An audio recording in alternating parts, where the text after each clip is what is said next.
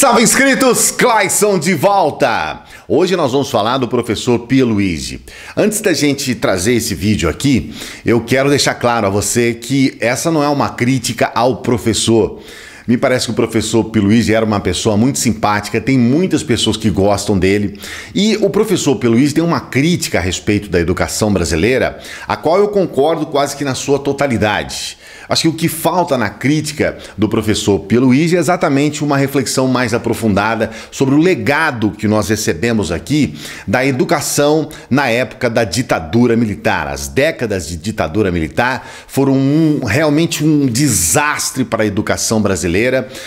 Não é à toa que ao término da ditadura militar nós tínhamos milhares de analfabetos no país. Não é à toa que Paulo Freire cresceu muito em função do fato dele estar realmente fazendo coisas para diminuir o analfabetismo, especialmente entre adultos, né? A especialidade do Paulo Freire era o analfabetismo com adultos, então ele procurava alfabetizar adultos. Então, isso era uma tendência, vamos dizer assim, muito importante na época da ditadura militar, porque a quantidade de analfabetos era muito grande.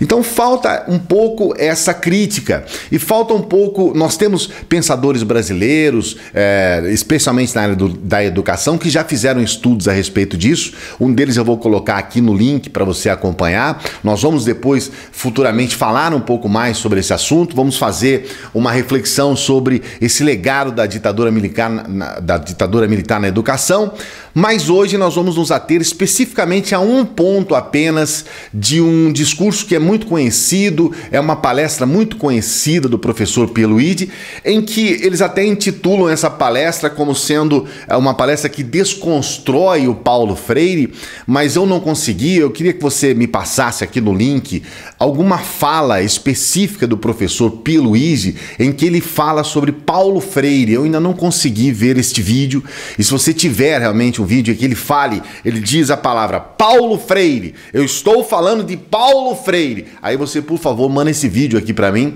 porque eu não vi esse vídeo ainda. O que nós vimos é uma crítica do professor Pierluigi ao chamado socioconstrutivismo. Pois bem, hoje nós sabemos que a educação construtivista, ela é mundial, ela é difundida em todo o mundo e ela traz resultados, sim, e esses resultados são diversos, né? Tem resultados positivos, tem resultados negativos. E isso se dá muitas vezes em decorrência da forma com que esse processo foi instaurado nas escolas, ou especificamente nos países, enfim, nos sistemas educacionais. A verdade é que hoje, se você vê uma escola, por exemplo, com carteiras, e essas carteiras são enfileiradas, como a gente vê em praticamente a totalidade das escolas, das universidades, as carteiras estão enfileiradas, somente essa disposição de carteiras já dá para você um indício de que não estamos ali numa escola socioconstrutivista. Uma escola socioconstrutivista, ela nunca vai ter carteiras colocadas enfileiradas dessa forma. Então, só para você ter uma ideia de como realmente é complicado falar sobre esse assunto aqui no Brasil, e principalmente como tem muita informação truncada a respeito, muitas pessoas falam uma coisa que na verdade não tem nada a ver com socioconstrutivismo, e eu vejo inclusive eu vi professores falando muita besteira a respeito do assunto. Mas, para a gente não se estender muito nesse vídeo, já tem aqui uma introdução grande, eu vou falar especificamente sobre um ponto dessa palestra do professor Pierluigi, que é o que mais é comentado, que as pessoas mais comentam, que é quando ele fala de um grupo de pesquisadores que inclusive ganharam o prêmio Nobel, que descobriram então aquela questão dos patinhos. Você não viu essa palestra? Vou pedir para você acompanhar, que eu vou colocar a palestra aqui também na descrição aqui do vídeo. E aí o que ocorre? Segundo os estudiosos, né, o patinho, quando ele nasce, ele passa a ver a primeira pessoa como mãe. Então, abriu os olhos, primeiro que ele vê, ele segue, ele entende como mãe. Então, os estudiosos lá viram eclodir os ovos dos patinhos nasceram, os patinhos olharam para ele, adquiriram ele como mãe, né? Passaram a seguir ele por todos os lados. Então, essa é a chamada técnica do imprint, né? E o professor Piluídes então explica através dessa técnica, através especificamente dessa teoria, na verdade é uma descoberta, ele explica exatamente como que ocorre no ensino com as pessoas, com nós, seres humanos. Ele transporta isso para nós, seres humanos. E aí ele traz um exemplo. Por exemplo, uma criança que, se ela escreve casa e você não corrige e ela continua escrevendo casa, a primeira vez que ela escreve casa, então ela iria escrever errado para o resto da vida. Olha, eu estou trazendo aqui bem resumido mesmo o assunto, é mais para você se inteirar mais ou menos, mas eu gostaria que você assistisse o vídeo para você entender um pouco mais, tá certo? Então, basicamente, a proposta do professor Piluídes é exatamente em cima dessa questão dos ganhadores do Prêmio Nobel, e existe então aquele imprint, aquela coisa que você aprende fica guardada na sua mente para sempre.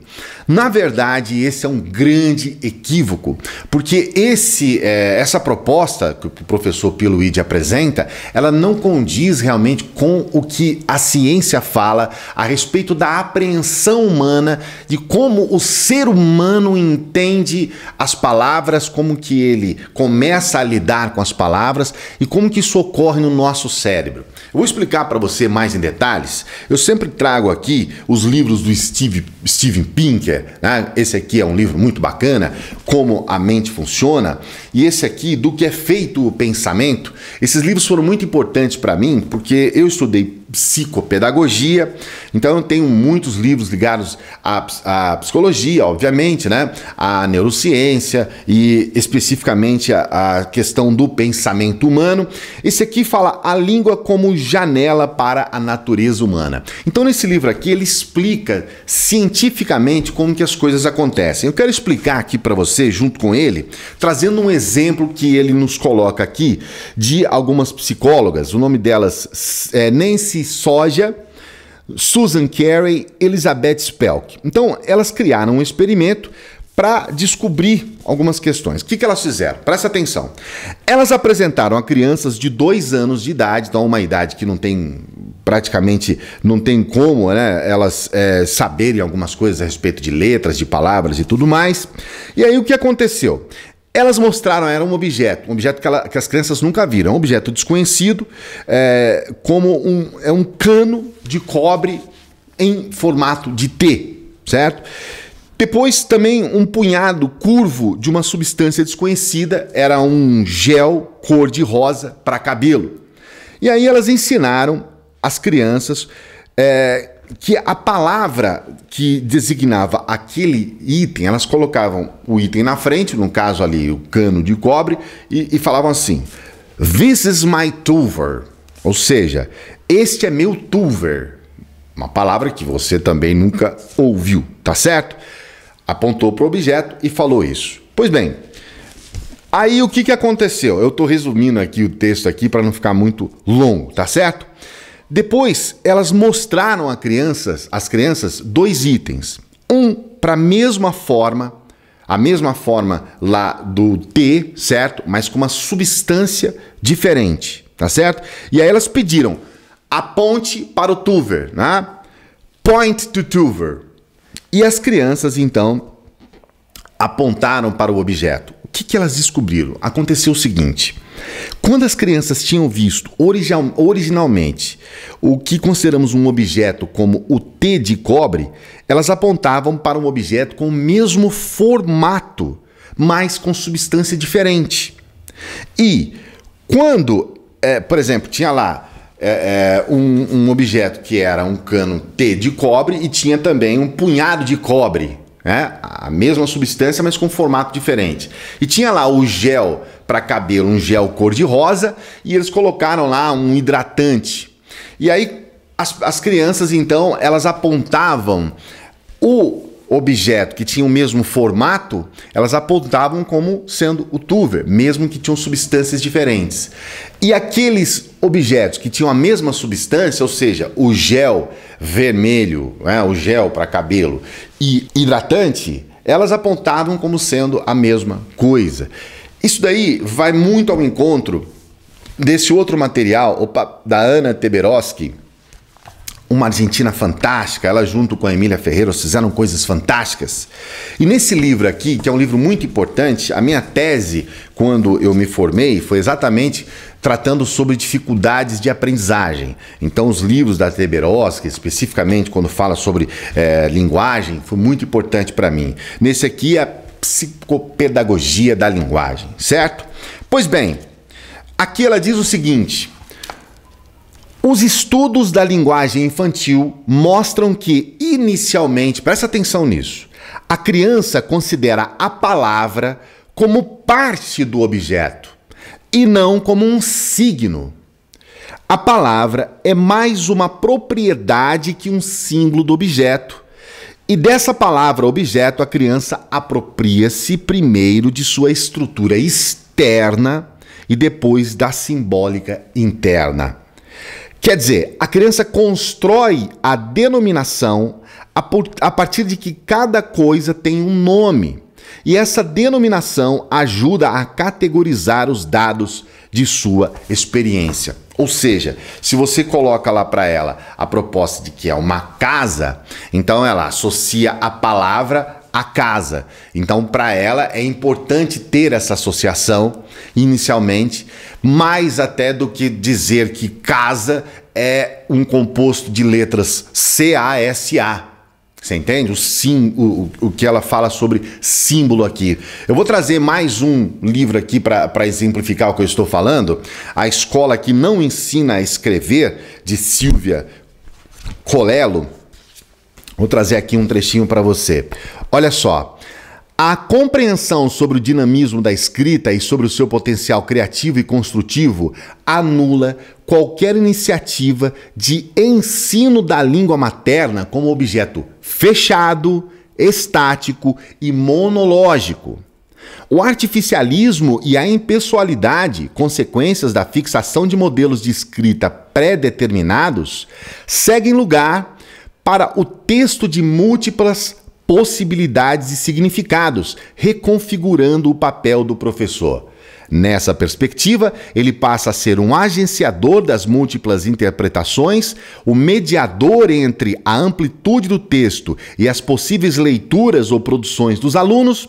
De fiscal, ele passa a ser parceiro. De impositor de verdades, torna-se o interlocutor que pergunta, questiona, concorda, discorda, acrescenta e, acima disso, respeita a criança como alguém que tem direito à palavra. Eu acho muito bacana esse trecho aqui, porque ele mostra exatamente qual é a proposta do professor quando está lidando com uma criança que ainda vê uma palavra como uma associação direta ao objeto ao qual ela designa. Então é importante deixar claro para você que o aprendizado, ele ocorre ao longo do tempo. A criança, inicialmente, ela aprende a palavra, mesmo que aquela palavra esteja escrita de forma não culta, por assim dizer, né? Da forma culta, seria casa, C-A-S-A, e ele escreve lá casa com Z, por exemplo. Num primeiro momento, ele está primeiramente associando a palavra, o fonema, a forma de entender aquilo com o objeto. E aí, naquele momento, o que interessa é exatamente esta construção.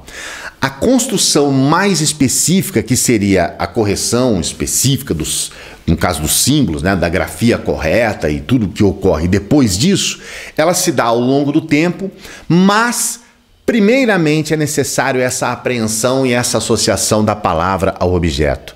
Portanto, não traz nenhum ponto, por assim dizer, dentro da verdade, dentro da ciência, dentro daquilo que realmente hoje é ensinado na pedagogia, no ensino, não traz nenhuma ligação direta com a realidade, essa questão da técnica de que vamos aprender e nunca mais a gente consegue esquecer ou voltar a fazer aquilo, ou teremos momentos em que vai dar um tilt e a gente vai voltar a escrever tudo errado. Isso não acontece, não é assim que acontece.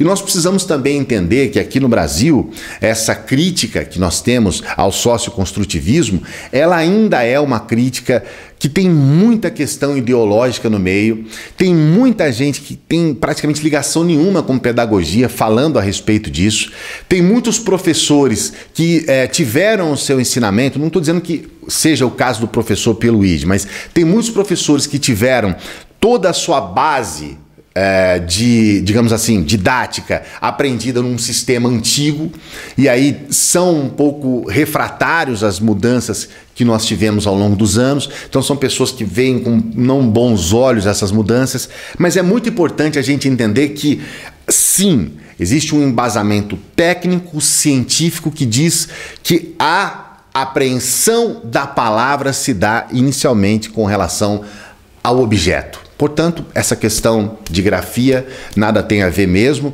não quer dizer que as crianças estão ficando burras ou não sabem escrever em função disso. A verdade é que, lamentavelmente, o professor Pierluigi está errado, equivocado na sua colocação, nessa questão específica, e muitas pessoas que acreditam que uma desconstrução do socioconstrutivismo dessa forma também estão completamente equivocadas, porque de forma alguma um professor vai permitir que a criança faça exatamente aquilo que ela quer sem que ele interaja com a criança. Então ele vai perguntar, ele vai corrigir, ele vai de alguma forma trazer a criança para uma realidade mais direta, ou seja, é óbvio que o objetivo é buscar a forma culta, mas isso não deve ser uma imposição, não é uma coisa que deve ser imposta, porque neste primeiro momento, mais importante é que a criança compreenda a palavra, tenha condições de associar essa palavra ao objeto e depois disso, num segundo momento,